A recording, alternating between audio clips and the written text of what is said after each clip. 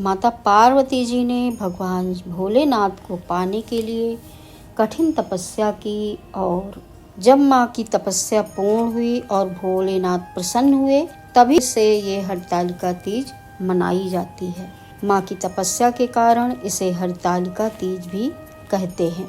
तो आइए सुनते हैं हरतालिका तीज की कथा। भगवान भोलेनाथ स्वयं माता पार्वती जी को बता रहे हैं। एक बार भगवान शिव जी ने पार्वती जी को उनके पूर्व जन्म का स्मरण कराने के उद्देश्य से इस व्रत के महात्म्य की कथा कही थी। श्री भोले शंकर बोले, हे गौरी, पर्वतराज हिमालय पर स्थित गंगा के तट पर तुमने अपनी बाल्यावस्था में 12 वर्षों तक अधोमुख होकर घोर तप किया था। इतनी अवधि तुमने अन्न न खाकर पेड़ों के सूखे पत्ते चबाकर व्यतीत किए। माघ की विकराल शीतलता में तुमने निरंतर जल में प्रवेश करके तप किया। वैशाख की जला देने वाली गर्मी में तुमने पंचाग्नि से शरीर को तपाया। श्रावण मास की मूसलाधार वर्षा में खुले आसमान के नीचे बिना अन्न जल ग्रहण किए समय व्यतीत किया। तुम्हारे पिता तुम्हारी कष्ट साध तपस्या को देखकर बड़े दुखी होते थे। उन्हें बड़ा क्लेश होता था। तब एक दिन तुम्हारी तपस्या तथा पिता के क्लेश को देखकर नारद जी तुम्हारे घर पधारे। तुम्हारे पिता ने हृदय से अतिथि सत्कार करके उनके आने का कारण पूछा। नारद जी ने कहा, गिरिराज, मैं भगवान विष्णु जी के भेजने पर यहाँ उपस्थित हुआ हूँ। आपकी कन्या ने बड़ा कठोर तप किया है। इससे प्रसन्न होकर वे आपकी सुपुत्री से विवाह करना चाहते हैं। इस संदर्भ में आपकी राय जानना चाहता हूँ। नारद जी की बात सुनकर गिरिराज गदगद हो उठे। उनके तो जैसे सारे क्लेश ही दूर हो गए। प्रसन्नचित्त होकर वे बोले, श्रीमान, यदि स्वयं विष्णु जी मेरी कन्या का वरण करना चाहते हैं तो भला मुझे क्या आपत्ति हो सकती है। वे तो साक्षात ब्रह्म हैं। हे महर्षि, यह तो हर पिता की इच्छा होती है कि उसकी पुत्री सुख संपदा से युक्त पति के घर की लक्ष्मी बने। पिता की सार्थकता इसी में है कि पति के घर जाकर उसकी पुत्री पिता के घर से अधिक सुखी रहे। तुम्हारे पिता की स्वीकृति पाकर नारद जी विष्णु जी के पास गए और उनसे तुम्हारे ब्याह के निश्चित होने का समाचार सुनाया। मगर इस विवाह संबंध की बात जब तुम्हारे कान में पड़ी तो तुम्हारे दुख का ठिकाना न रहा। तुम्हारी एक सखी ने तुम्हारी इस मानसिक दशा को समझ लिया और उसने तुमसे उस विक्षिप्तता का कारण जानना चाहा। तब तुमने बताया, मैंने सच्चे हृदय से भगवान शिव शंकर का वरण किया है, किंतु मेरे पिता ने मेरा विवाह विष्णु जी से निश्चित कर दिया है। मैं विचित्र धर्म संकट में हूँ। अब क्या करूँ? प्राण छोड़ देने के अतिरिक्त अब कोई भी उपाय शेष नहीं बचा है। तुम्हारी सखी बड़ी ही समझदार और सूझबूझ वाली थी। उसने कहा, सखी, प्राण त्यागने का इसमें कारण ही क्या है। संकट के मौके पर धैर्य से काम लेना चाहिए। नारी के जीवन की सार्थकता इसी में है कि पति रूप में हृदय से जिसे एक बार स्वीकार कर लिया, जीवन पर्यंत उसी से निर्वाह करे। सच्ची आस्था और एक निष्ठा के समक्ष तो ईश्वर को भी समर्पण करना पड़ता है।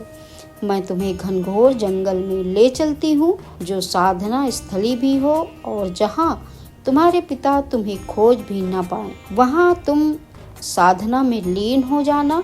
मुझे विश्वास है कि ईश्वर अवश्य ही तुम्हारी सहायता करेंगे। तुमने ऐसा ही किया। तुम्हारे पिता तुम्हें घर पर न पाकर बड़े दुखी तथा चिंतित हुए। वे सोचने लगे कि तुम जाने कहाँ चली गई। मैं विष्णु जी से उसका विवाह करने का प्रण कर चुका हूँ। यदि भगवान विष्णु बारात लेकर आ गए और कन्या घर पर न हुई तो बड़ा अपमान होगा। मैं तो कहीं मुंह दिखाने के योग्य भी नहीं रहूँगा। यही सब सोचकर गिरिराज ने जोर शोर से तुम्हारी खोज शुरू करवा दी। इधर तुम्हारी खोज होती रही और उधर तुम अपनी सखी के साथ नदी के तट पर एक गुफा में मेरी आराधना में लीन थी।